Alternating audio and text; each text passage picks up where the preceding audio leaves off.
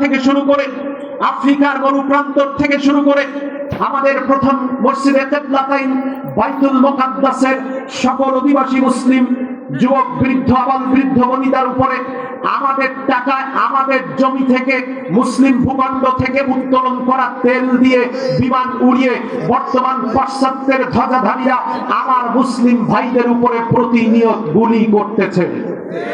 আরো জোরে বলেন ঠিক কিনা?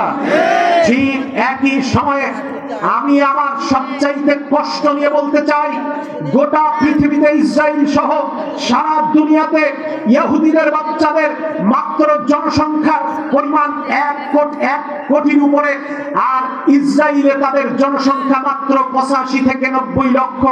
অথচ সারা পৃথিবীতে মুসলমানের সংখ্যাই 250 কোটি, অথচ মাত্র 80 লক্ষ ইহুদির কাছে আমরা অসহায়, নির্যাতিত, নিপীড়িত প্যালেস্টাইনের যুবক বৃদ্ধ শিশু আবাল বৃদ্ধ বনিতা আল্লাহর দিকে তাকায় যখন বলছে রব্বানা আল্লাহর দিকে যখন বলছে তাকায় রব্বানা আখরিজনা মিন হাযিহিল ক্বরিয়াতি যালিমি আহলুহা, রব্বানা আখরিজনা মিন হাযিহিল ক্বরিয়াতি যালিমি আহলুহা, এই বলে যখন তারা কোরআনের ভাষায় আসমানের দিকে তাকিয়ে আল্লাহর কাছে সাহায্য চাচ্ছে, ঠিক সেই সময় আমি বাংলাদেশ থেকে ঘৃণা ভরে সারা পৃথিবীর মুসলিম রাষ্ট্রগুলির সমস্ত রাষ্ট্র শাসকদের উপরে আমার ঘৃণার থুতু নিক্ষেপ করছি।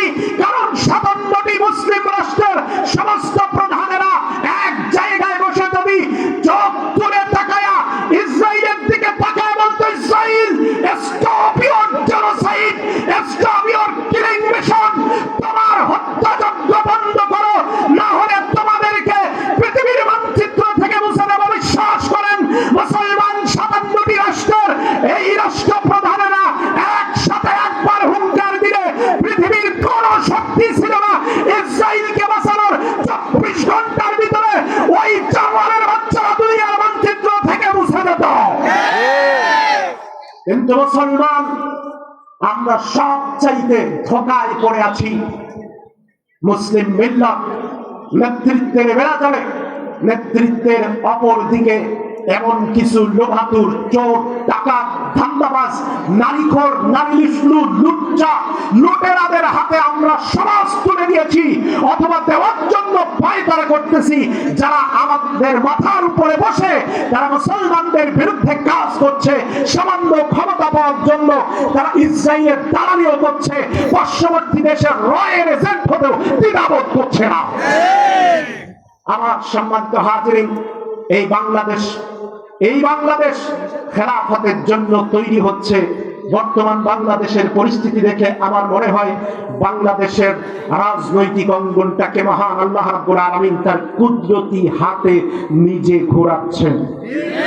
কখন কি হচ্ছে, কি হবে, এমন একটা চিন্তার ভিতরে যখন হাবুডুবু খাচ্ছি, আমি তখন মনে করছি হয় ইসলামী খেলাফত ব্যবস্থার চূড়ান্ত উদ্ভব হবে, চূড়ান্ত বিজয় লাভ করবে, হয় ইসলামী খেলাফত ব্যবস্থা চূড়ান্ত ভাবে এদেশের মসনদে বসবে।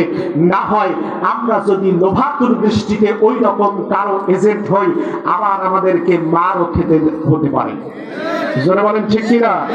সুতরাং রাসূল কারীম সাল্লাল্লাহু আলাইহি ওয়াসাল্লাম একটি হাদিসের ভিতরে বলেছেন, আপনারা কি কষ্ট পাচ্ছেন?